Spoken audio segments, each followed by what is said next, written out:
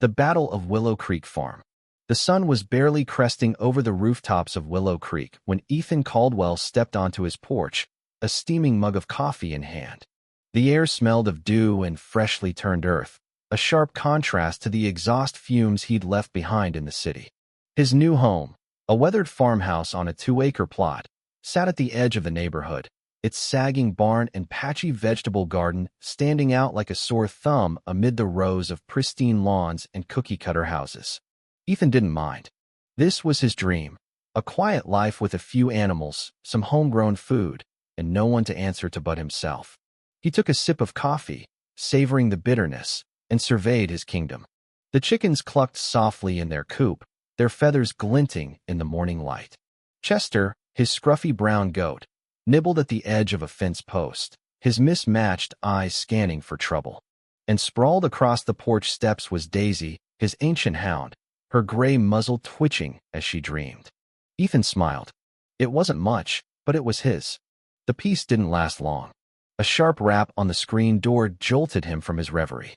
Daisy lifted her head with a low growl, and Ethan turned to see a woman standing on his gravel driveway, clipboard in hand, her lips pursed into a thin line. She wore a pastel blazer and heels that sank slightly into the dirt, and her blonde hair was pulled into a bun so tight it looked painful. Ethan squinted at her, trying to place her face. He hadn't met many neighbors yet, just a wave from the mailman and a nod from the guy across the street. But this woman radiated authority, and not the friendly kind. "Can I help you?" Ethan called, setting his mug on the porch railing. The woman strode forward, her heels clicking with purpose. "I'm Miranda Voss, president of the Willow Creek Homeowners Association," she announced, as if it were a title bestowed by royalty. "And you must be the new resident." Her eyes flicked over his faded flannel shirt and muddy boots, her nose wrinkling slightly. "Ethan Caldwell," he said, extending a hand. She didn't take it, instead flipping open her clipboard and scribbling something down.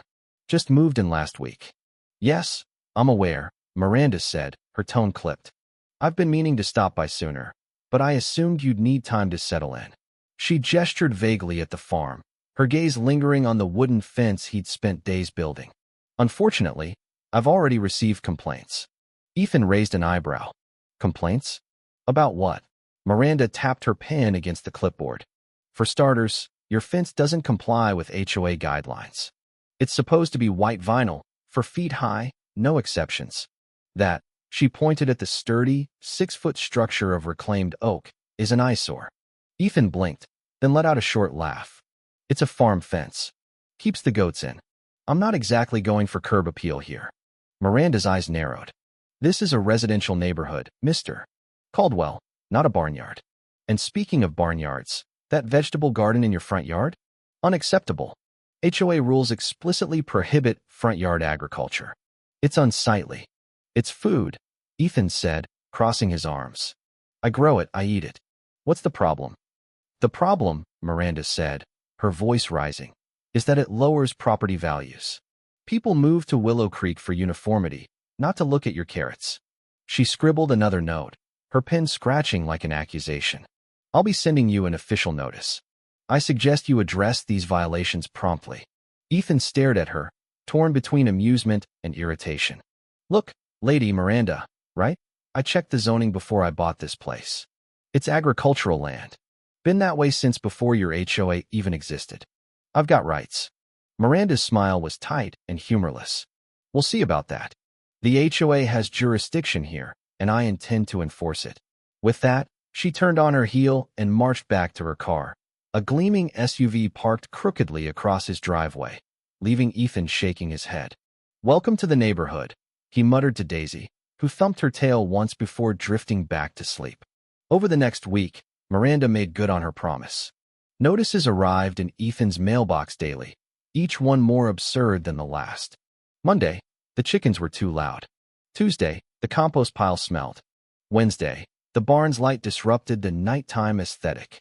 Ethan tossed them into a pile on his kitchen counter, figuring she'd tire herself out eventually.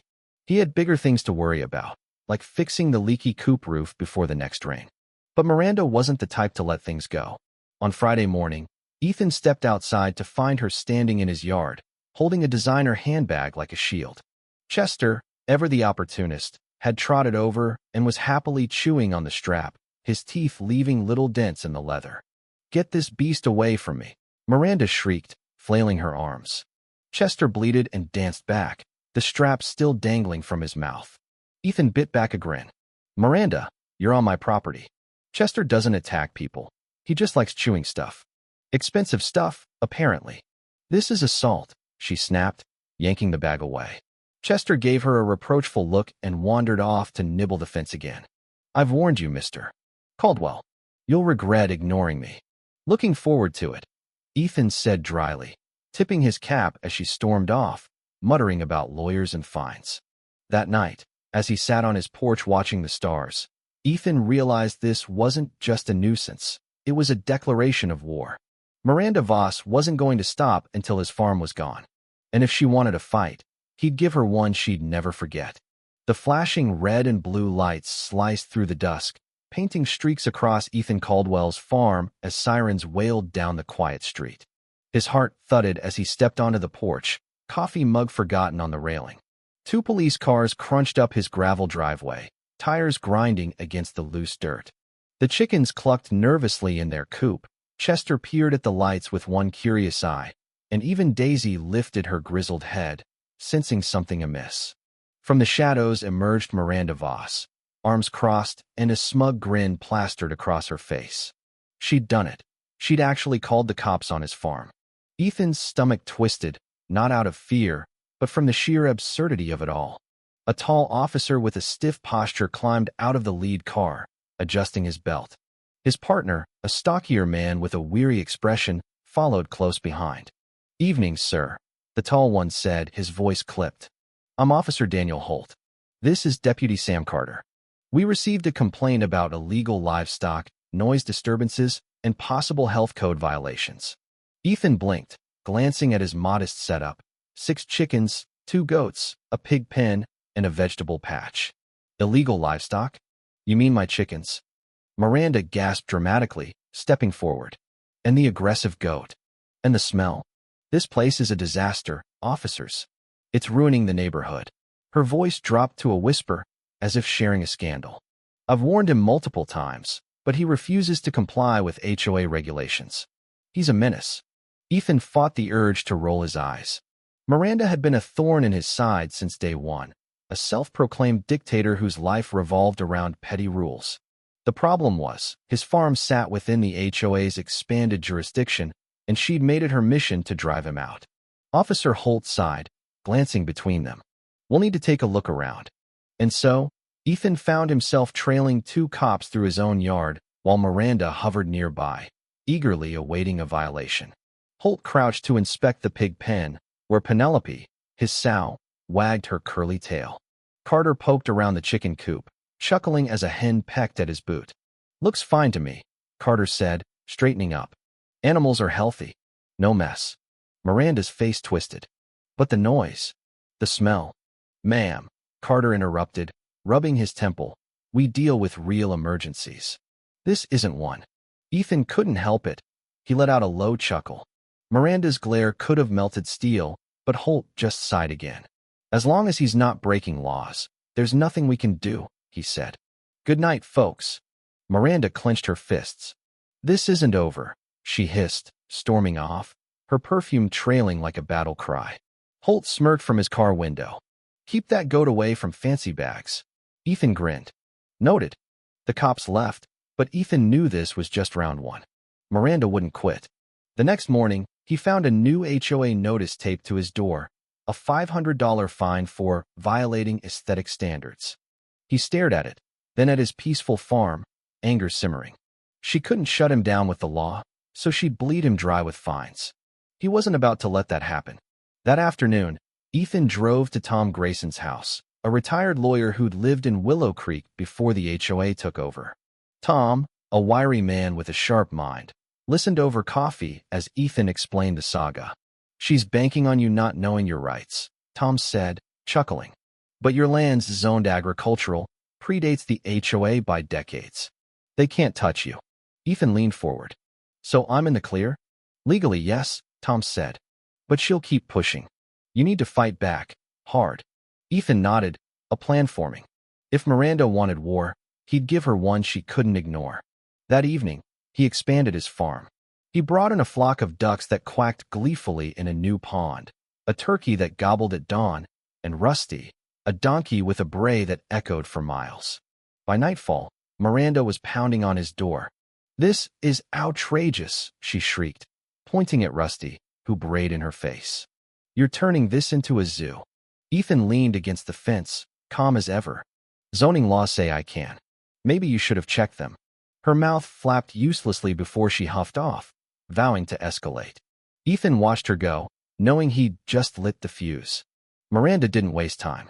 The next day, she called an emergency HOA meeting, hosting it in her manicured backyard under a canopy of string lights. Ethan watched from his porch as neighbors trickled in, some clutching wine glasses, others just curious. He hadn't planned to attend. Why give her the satisfaction? But when Chester escaped and trotted toward the commotion, Ethan followed. Miranda stood before the crowd, clipboard in hand, her voice dripping with faux concern. "Our peaceful neighborhood has been disrupted by one individual who refuses to follow the rules," she began. "He's ignored warnings and escalated his defiance with more animals, noise pollution, property devaluation, a sanitary nightmare." A few of her cronies nodded, but most people looked amused.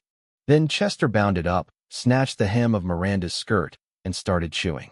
Laughter rippled through the crowd as she yelped and swatted at him.